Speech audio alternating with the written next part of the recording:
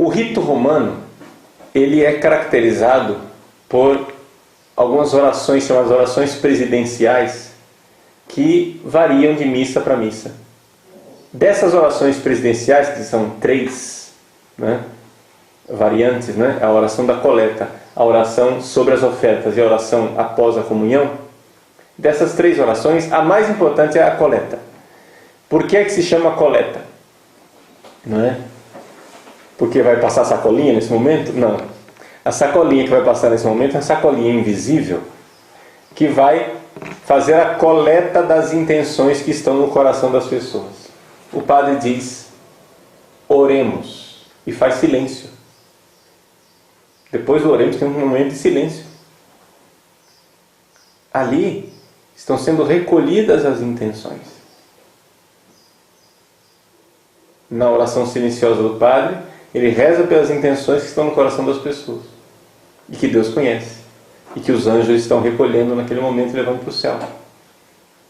E aí o padre então reza ou canta, né, porque uma oração, como é uma oração importante, muitas vezes ela é cantada, a coleta, e o padre então faz essa oração importante, que é a oração do dia. Essa oração é tão importante que ela tem uma conclusão diferente de todas as outras. Ela tem uma conclusão mais extensa, mais comprida. É, por nosso Senhor Jesus Cristo, vosso Filho, na unidade do Espírito Santo. Amém. Essa é a tradução portuguesa atual. Não sei se eles vão mudar com a nova edição do missal, se vão reintroduzir a história do por todos os séculos dos séculos. Amém. Porque os séculos dos séculos. Amém, não sei por que retiraram, né? Tiraram os séculos dos séculos. Amém. O que eles têm contra os séculos dos séculos? Mas em todos os casos, a gente reza aquilo que está lá aprovado, né? O que foi aprovado concretamente é por nosso Senhor Jesus Cristo, nosso Filho, na unidade do Espírito Santo. Amém. Esta é a oração da coleta. As outras orações, elas se concluem de forma mais breve. Por Cristo Senhor nosso. Amém. Acabou. Entendeu? Viu a diferença? Tá? Uma coisa, isso me dá a ocasião de lembrar uma coisa para vocês. Na liturgia romana, nós costumamos inclinar a cabeça quando se pronuncia o nome de Jesus. O nome de Jesus que eu estou falando aqui é J-E-S-U-S, ou seja, Jesus. Não é vosso Filho, ou então Cristo Senhor nosso. Não. Quando aparece o nome Jesus, J-E-S-U-S, Jesus. Ao se pronunciar o nome de Jesus, se faz uma inclinação de cabeça. A pessoa que pronuncia. Então vamos supor, você está cantando Glória, né? Aparece o nome de Jesus no Glória. É você quem está cantando? Você que está pronunciando? Então, quando fala Jesus, você inclina a cabeça. É a nossa tradição. Vamos manter essa tradição. Então o padre, quando conclui a oração da coleta, ele pronuncia o nome de Jesus. Nas outras orações, não. Nas outras orações ele diz, por Cristo Senhor nosso. Está vendo? O nome de Jesus não aparece. Na coleta ele pronuncia o nome de Jesus.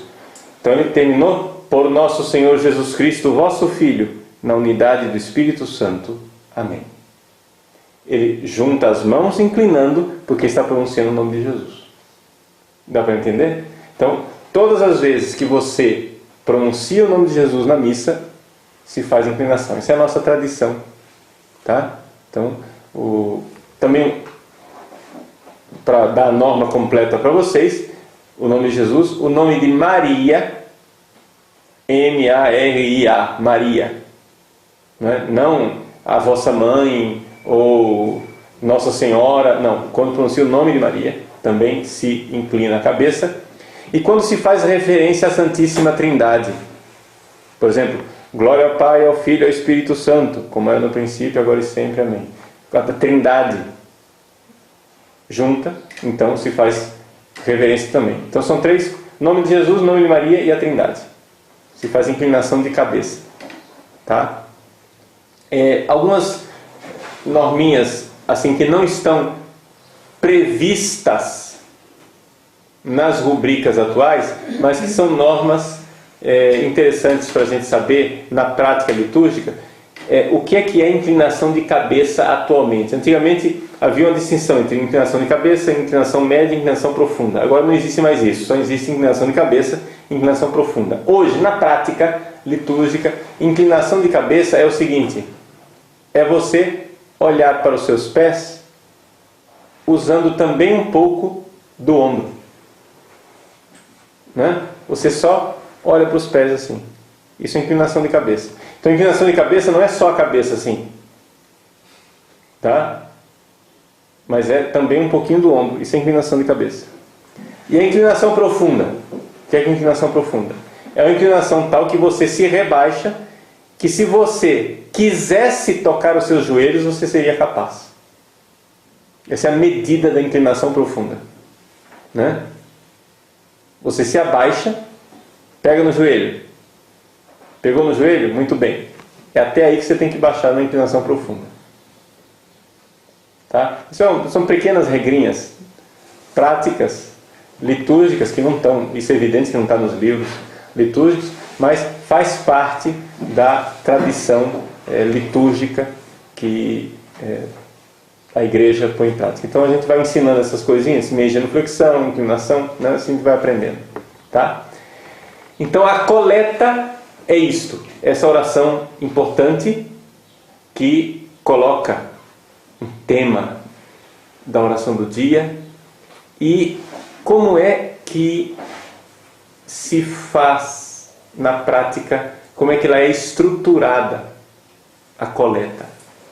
A coleta, isso é bom porque isso também para nós é uma norma de como rezar. Você vai compor uma oração, não você vai escrever uma oração sua, como é que a igreja costuma rezar?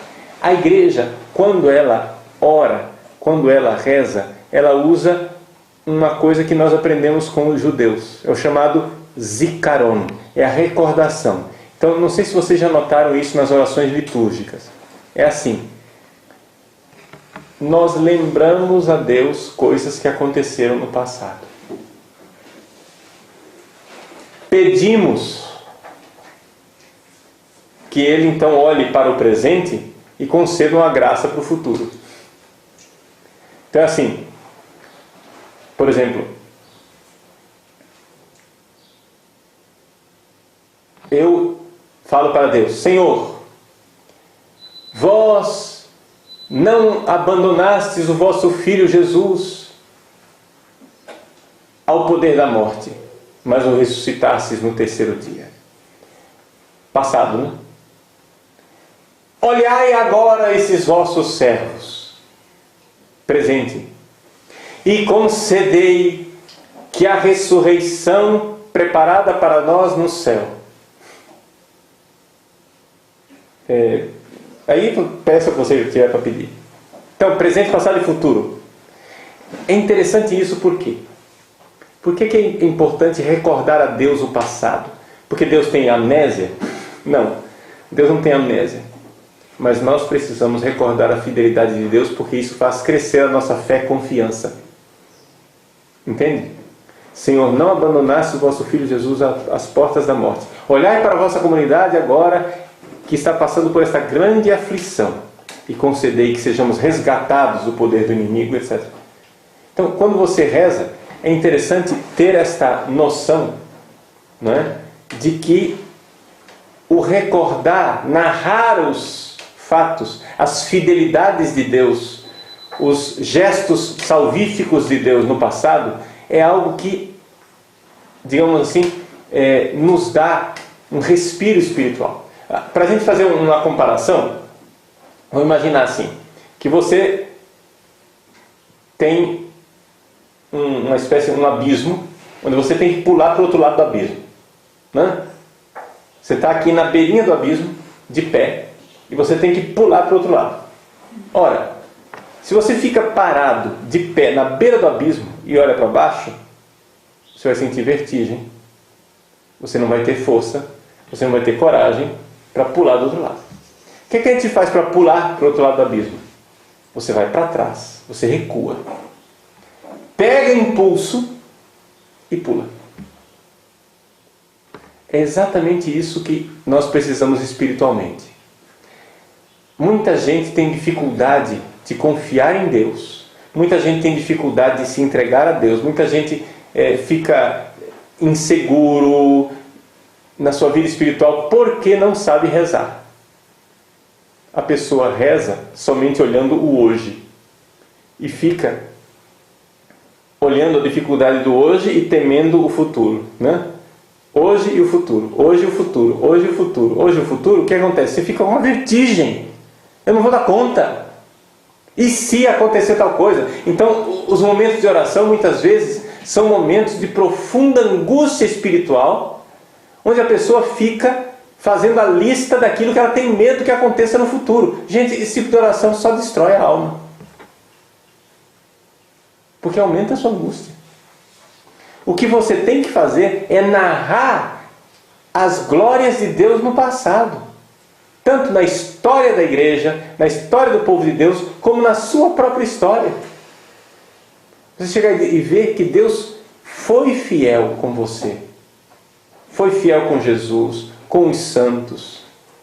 Que Deus esteve sempre do nosso lado. Narrar para Deus a fidelidade dEle. E então chegar e dizer: Senhor, por isso agora, olhai compassivo para as minhas necessidades. Por quê? Porque a grande dificuldade nossa, gente, é que o demônio usa o futuro como grande tentação. Tá? Por quê? Porque ele faz a gente viver antecipadamente as tragédias do futuro. E a gente se sente minado na nossa confiança em Deus. Então, não fique imaginando o futuro. Fique celebrando a fidelidade de Deus no passado. Os salmos, nesse sentido, são os nossos grandes pedagogos. A oração dos salmos, né? Como algumas pessoas não entendem isso. Padre, só tem salmo triste, só tem salmo de angústia, só tem salmo não sei o que, etc. Não, meu irmão, mas olha só, veja o que o salmista faz. O salmista narra as coisas para Deus. Depois põe toda a sua miséria com toda a franqueza da alma e pede a intervenção de Deus. É sempre essa coisa do zikaron, é a recordação, né? Em grego, zikaron quer dizer isso. Em hebraico, perdão. Em hebraico, zikaron quer dizer recordação. Em grego é anamnesis, né? Esse radical mnesis, mnemônico, quer dizer algo relacionado à memória. A amnésia é o esquecimento, né? Então você recorda, né? Mnesis. Amnésia você esquece. Agora, a anamnésia, a negação da negação, é tirar do esquecimento. O homem é um animal que se esquece das coisas. Nós precisamos tirar do esquecimento. E na liturgia, nós cremos, atenção, nós cremos que quando na liturgia nós recordamos os eventos salvíficos, eles estão acontecendo. Por exemplo, quando nós celebramos na liturgia Pentecostes, a Assunção da Virgem Maria, celebramos na liturgia a ressurreição de Cristo, a paixão. Então, quando nós celebramos na liturgia um mistério salvífico de Deus no passado, nós cremos que isso está acontecendo no agora, no hoje. Isso é muito importante. Tá? No hoje. Nós, quando vamos à missa, não estamos celebrando coisas do passado, mas nós estamos tornando presente a coisa que aconteceu no passado, no hoje de Deus, no agora de Deus. Então a salvação celebrada está acontecendo. Quando você vai à missa, você está celebrando a paixão, morte e ressurreição de Jesus. É uma realidade presente ali. Tá? Então, é um pouco para a gente ter essa noção de como é que nós podemos e devemos rezar. Né? Isso tem tudo a ver também com a proclamação da palavra. Né? Então, terminou a coleta, nós nos sentamos para ouvir a palavra de Deus. Só uma coisinha para vocês, uma curiosidade. Atenção que os bancos na missa são uma novidade de 500 anos para cá, tá? É uma novidade que foi introduzida mais pelos protestantes do que por nós católicos. As nossas igrejas antigamente não tinham bancos. É que o Brasil só tem 500 anos de história, então para nós as nossas igrejas todas têm bancos, é evidente. Mas se você for à Europa, você entra na Basílica de São Pedro. A Basílica de São Pedro não tem bancos, ela é vazia. É um espaço vazio. Os bancos são uma novidade. Aí, por comodidade, né, quando o Papa vai celebrar, então eles vão lá e colocam cadeiras. Mas o Papa termina de celebrar, eles tiram as cadeiras outra vez. Né? Mas por quê? Porque se ficava de pé a missa inteira. Quem sentava na missa, quem tinha cadeira, era o presidente, que era a sede presidencial, onde ele se sentava, porque ele é a presença do Cristo Rei. O resto do povo ficava tudo de pé. Né? Santo Agostinho, por exemplo, se narra, né? Ele mesmo fala em alguns sermões dele, né? Ele está lá, se senta para comentar a palavra de Deus, o povo está lá todo de pé, etc. E como o povo fica de pé, imagina, norte da África, calor, isso e aquilo, e Santo Agostinho, quando fazia sermões compridos, né? Não tinha pressa de acabar. Lá pelas tantas, ele comenta assim que pelo cheiro ele notou que falou demais hoje. O pessoal estava todo suado, o negócio ali devia estar um cheiro terrível, né? Porque as pessoas ficavam de pé, amontoadas ali. Então, é claro, suavam muito mais. Esse tipo Isso é só uma curiosidade, né? Bom, então vem a liturgia da palavra. Na liturgia da palavra, nós ouvimos a palavra de Deus, mas nós sabemos que a palavra de Deus não está sendo somente lida como se fosse uma leitura na escola. Para nós, na nossa fé, nós sabemos que o que acontece ali é aquilo que aconteceu na sinagoga de Nazaré. Quando Jesus pegou o rolo do profeta Isaías, leu e disse: hoje está acontecendo isso que está narrado aqui nessas escrituras. Hoje. Então nós cremos que no hoje, aquilo que está sendo narrado ali é palavra de salvação para nós. Que a palavra de Deus, ela não é uma palavra somente que explica, é uma palavra que faz. A palavra de Deus, ela é eficaz. Quando ela é pronunciada, ela faz acontecer. Deus, quando criou o mundo, por exemplo, ele disse: faça-se a luz. Não é que ele deu uma ordem e disse: faça-se a luz. Aí os anjos foram lá e fizeram a luz. Não. O próprio ato de pronunciar fez com que a coisa acontecesse. Faça-se. Ou seja, a palavra constituiu o ser. Então, a palavra de Deus, ela não somente explica, ela faz acontecer. Então, quando a palavra de Deus é pronunciada na liturgia, algo está acontecendo. Né? Temos que perder um pouco essa noção intelectualista de que a liturgia está lá, preciso explicar tudo, ou então pedagogia. Não, nós temos que crer no que está sendo pronunciado. É uma palavra eficaz. Existe então a leitura, né? A leitura é feita do ambão, de um livro chamado Lecionário, e logo depois da leitura existe atualmente o chamado Salmo Responsorial. Tradicionalmente esse salmo era chamado de gradual. Por quê? Porque no primeiro milênio, não é? Enquanto a leitura era feita de lá do ambão, o salmo ele era cantado não no ambão, lá em cima, mas nos degraus do ambão. Né? Havia uma escadaria para chegar lá em cima e ler. Então o cantor cantava de lá dos degraus. Então é chamado salmo gradual. Hoje não, hoje se lê o salmo responsorial do ambão mesmo. E é bom, é oportuno que ele seja cantado. Né? Salmo foi feito para cantar. Então, os salmos sejam cantados. Agora, pelo amor de Deus, né? Vamos esquecer, graças a Deus a maior parte do Brasil já está esquecendo isso, mas vamos esquecer esta bobagem de canto de meditação. Não existe isso na liturgia. É o salmo responsorial que é previsto naquele dia que tem que ser cantado. Vamos fazer um canto de meditação, né? Aí pega um cantozinho bonitinho, lento, né? Aí a gente canta aquilo lá. Não tem isso. Existe o salmo responsorial que é cantado. Vamos seguir aquilo que é a norma prevista.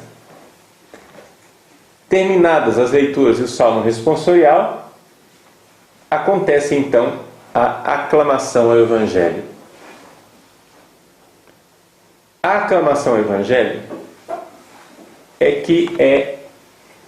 digamos assim, previsto, depende do tamanho da igreja também, é previsto uma pequena procissão. Tá? Aqui então eu gostaria de fazer um comentário a respeito de uma coisa que no Brasil ficou comum. É a chamada entrada da Bíblia. Ou seja, terminou, oremos, aí vamos ficar de pé para acolher a Bíblia. Aí entra a Bíblia, né?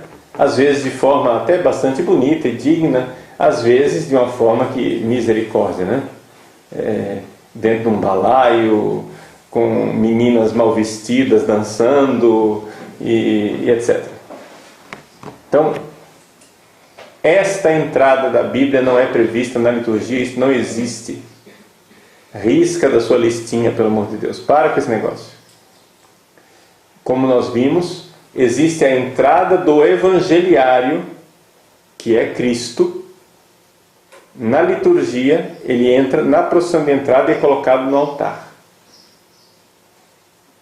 Essa é a única entrada que tem.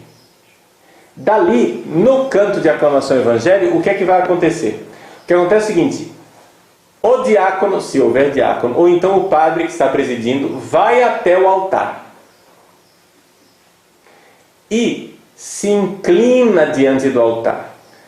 Eu gosto sempre, para que fique bem claro para as pessoas o que é que eu estou fazendo, não é? Eu gosto sempre de ir pela frente do altar para ficar de costas para o povo. Quando eu me inclino em oração, porque se eu me inclino para cá, o povo, assim, visualmente não entende muito bem o que está acontecendo. O padre se inclina para o altar, mas se você vira de costas para o povo, vai pela frente, se inclina diante do altar para rezar, né? Purificar, Senhor, meu coração, meus lábios, para que não siga minha mente para o Santo Evangelho. O povo entende, o padre está rezando. Eu fico ali um tempo inclinado, com aquela inclinação, pego o livro dos Santos Evangelhos e vou em procissão na direção do ambão. Isto é uma pequena procissão que sai do altar e vai até o ambão. Esta procissão, ela existe, né? Qual o significado desta procissão? Antigamente, no primeiro milênio, o ambão ele era colocado no meio do povo, lá no meio da nave da igreja, quase, era bem afastado. Então há um simbolismo do livro dos Evangelhos que saem do altar para o ambão, há o simbolismo da encarnação do Verbo, entende?